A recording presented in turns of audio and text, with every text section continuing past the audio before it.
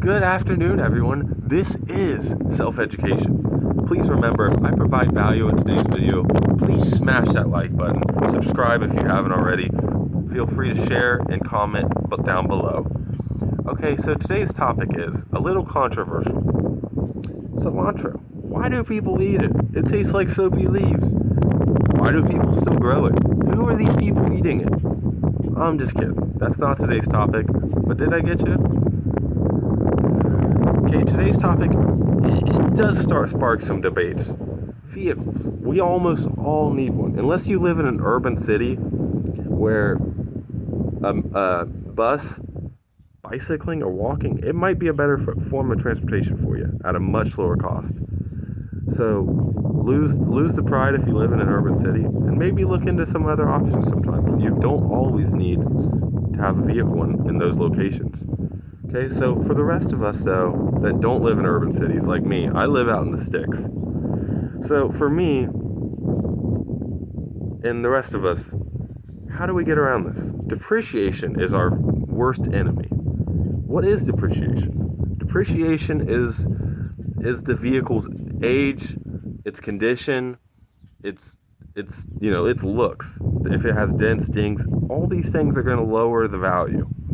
Most vehicles actually lose half of their depreciation in the first 5 to 7 years of their life. That means these vehicles are still almost brand new, and we're going to score massive discounts on them. Okay, so lose the pride, lose the dignity. If you're going to compete with everyone else about, when you see at a stoplight and you want everybody to see your sweet ride, you're not going to get ahead. I'm going to break it to you right now. You're not going to get ahead in life. A vehicle, all it is a mode of transportation to get from point A to point B. So lose the pride. Okay. Another argument is I need something reliable. I can't drive something too old.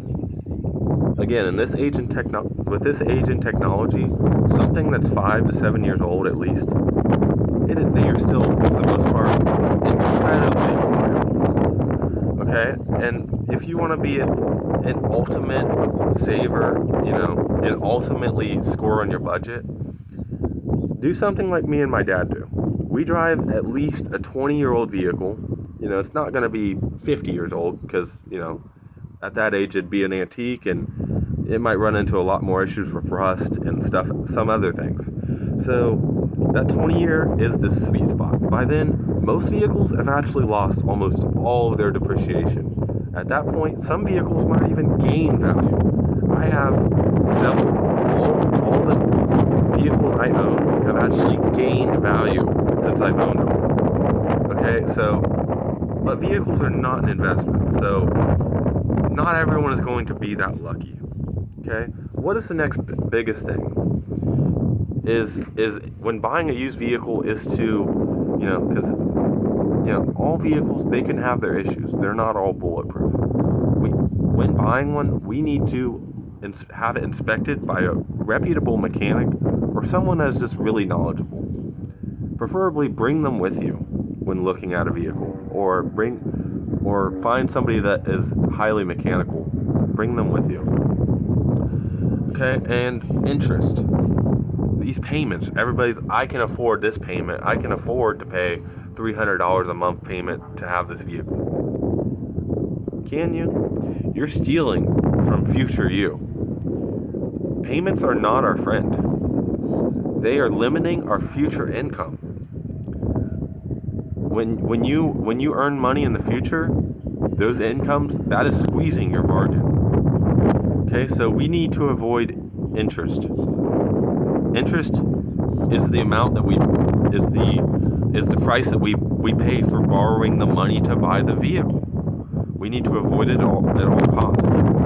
So vehicles, they are an expensive mode of transportation. So how can we get around making payments on things? Okay, so one thing we can do is if you currently are financing a vehicle now, attack it with vengeance.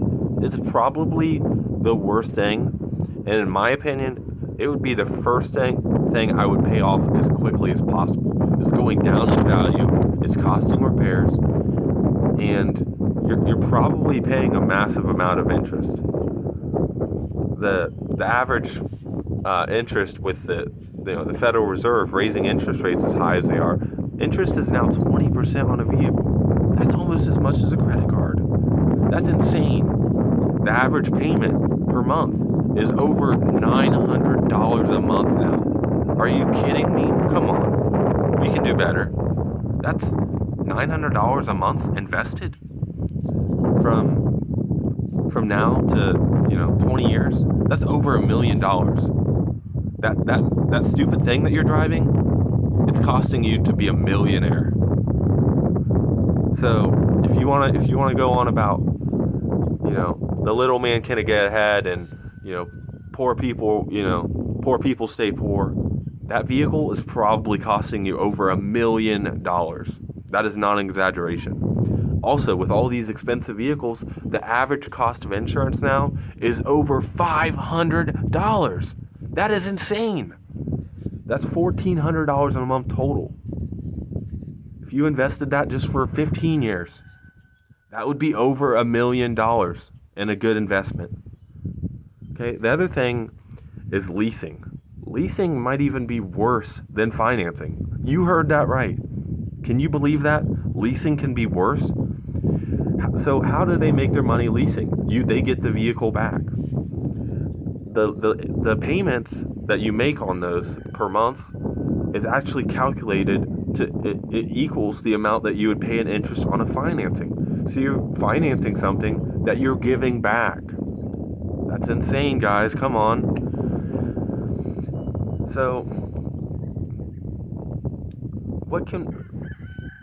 what other things can we do? When you drive, if you're like me or my dad, drive a POS. POS is something that is just dented. It's not pretty. Again, we gotta lose the class, guys. We gotta lose the pride. We gotta lose it. It's holding us back. So, but when you have a POS, you gotta have a backup. You gotta have a backup. This might take some time to build.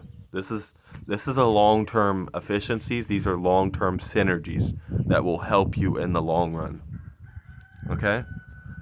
I think we've covered everything in vehicles. If you think I missed anything, please feel free to comment down below. Let's keep learning. Remember, formal education will make you a living, but self-education will earn you a fortune. See you in the next one.